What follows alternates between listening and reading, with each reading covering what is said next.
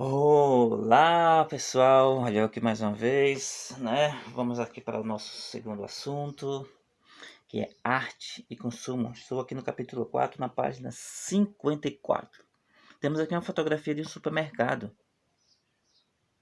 Arte, supermercado. E vende alguma coisa de arte no supermercado?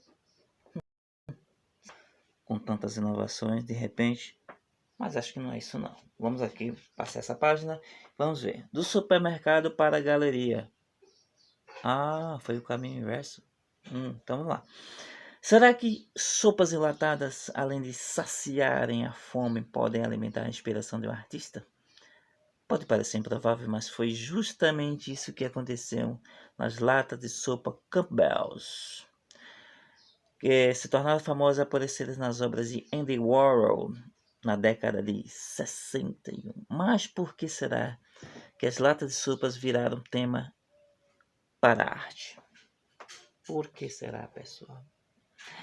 Bom, gente, na verdade, nosso assunto vai falar sobre pop art. Pop art. Estamos falando de um termo em inglês, que seria arte popular, certo? Que ele iniciou na década de 60, lá na Inglaterra, com Walter Westermann, certo? Começou lá na década de 60 na Inglaterra e depois irradiou-se para os Estados Unidos, né?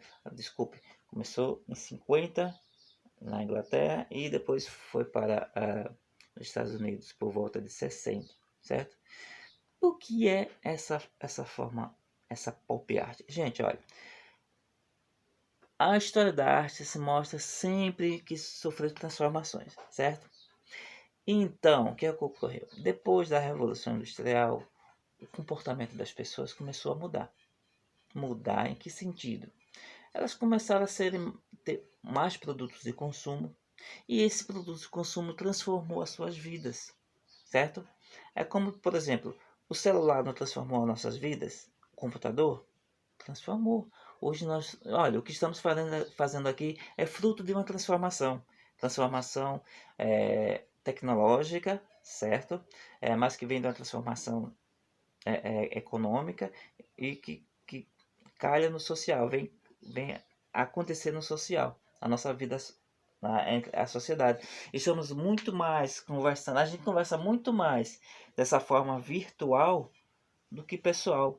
Muitas das vezes, o que nós vemos em volta de uma mesa? É quando, antes da pandemia, né? Tomara que volte também, mas que não seja dessa forma. O que acontecia? As pessoas na mesma mesa e com celulares em mãos, ninguém conversando. Impressionante, ninguém conversando um com o outro, o contato. Era muitas vezes, oi, tudo bem? A pessoa de frente, o que é isso, cara? É um absurdo. É um absurdo. Como é que estou de frente a você e estou conversando com você virtualmente? Absurdo. Para você ver o poder de transformação. Então o que ocorreu? Criou-se uma indústria cultural a partir da Revolução Industrial, que foi lá, ocorreu no século XIX, né? Então, essa transformação fez com que as pessoas tivessem um comportamento diferente, assim como eu falei. Atentos ao seu próprio tempo, artistas na Inglaterra e nos Estados Unidos começaram a utilizar objetos industrializados, peças de publicidade, programas de televisão, jornais, revistas, cartazes, histórias em quadrinhos e outras formas populares de comunicação como referências para suas produções. Essa manifestação cultural foi chamada de pop art. A pop art, gente, mais aportuguesamente falando, certo? Então, esse movimento, como eu falei, que surgiu lá nos Estados Unidos, na Inglaterra, ele teve grandes... os nomes mais famosos são Andy Warhol, o qual eu falei das sopas Campbell. Isso aqui foi o que, gente? Que foi uma tela. Ele pegou uma tela e pintou. Qual era o tema? Um retrato? Mona Lisa? Não. Qual era o tema? Uma paisagem exuberante? Não. Qual era o tema? Religião? Não. O tema foi uma sopa, uma lata de sopa. uma lata de sopa. Então, esse foi o tema. Então, esse era o mote, essa era a temática da pop art, certo? Então, Andy Warhol apropriou-se de embalagens de produtos, objetos, retratos de celebridades e do modo de vida norte-americanos como referências para suas obras. Essas imagens eram produzidas por meio de processos serigráficos, aprimorando a arte do campo no campo da publicidade e do consumo. Então, ele foi. Você vê que temos aqui a imagem na página 57, temos telefones, né, uma obra de Andy Warhol. Andy Warhol, o estadunidense. Temos Richard Hamilton. Esse cara vai ser importante pelo seguinte: ele criou o que conhecemos como primeira colagem desse estilo, certo? Ele colocou uma obra, uma sala onde tinha produtos de consumo dessa era, né? O que consumimos, né? Só com coisas do nosso consumo cotidiano. Richard Hamilton se interessava por imagens de fácil acesso à população. Hamilton utilizava, por exemplo, recortes de revistas e jornais em suas colagens, especialmente os anúncios publicitários. De modo geral, o movimento da pop art se contrapunha aos valores artísticos tradicionais. Estamos falando de vanguardismo, né? Não é algo que foge às regras do tradicional, tá?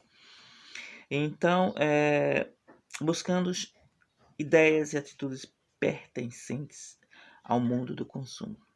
E aqui o outro grande nome que é bem complicado de falar, Roy Lichtenstein. Seguinte, ele utilizava imagens e técnicas das histórias em quadrinhos. Tem muitas obras famosas desse cara aí.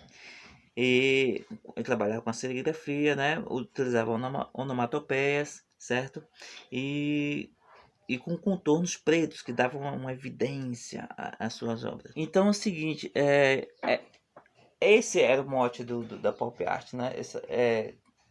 Era contestar contra a sociedade, era protestar contra a sociedade consumista vigente nos Estados Unidos.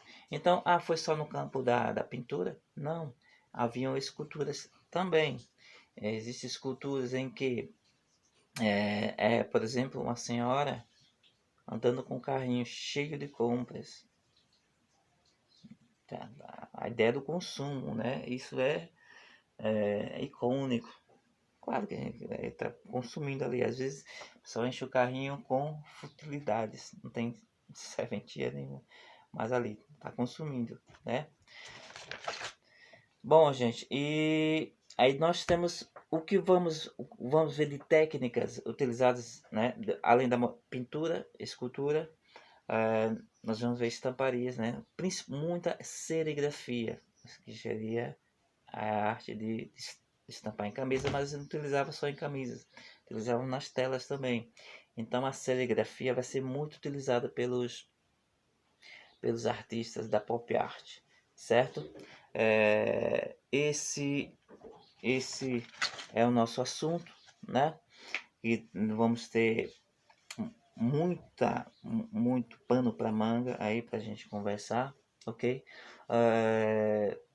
Obras, vamos criar ideias também baseadas nisso. Nós temos uma gama de situações que podem nos favorecer para que vocês mesmos criem suas obras com essa temática da pop art, com essa característica, com esse ideal do que ocorreu na pop art, que você vê, né, 1950, 60, mas é muito atual, né? Se tornou o quê? Atemporal, porque é um tema que nós estamos vivenciando de forma acentuada, né?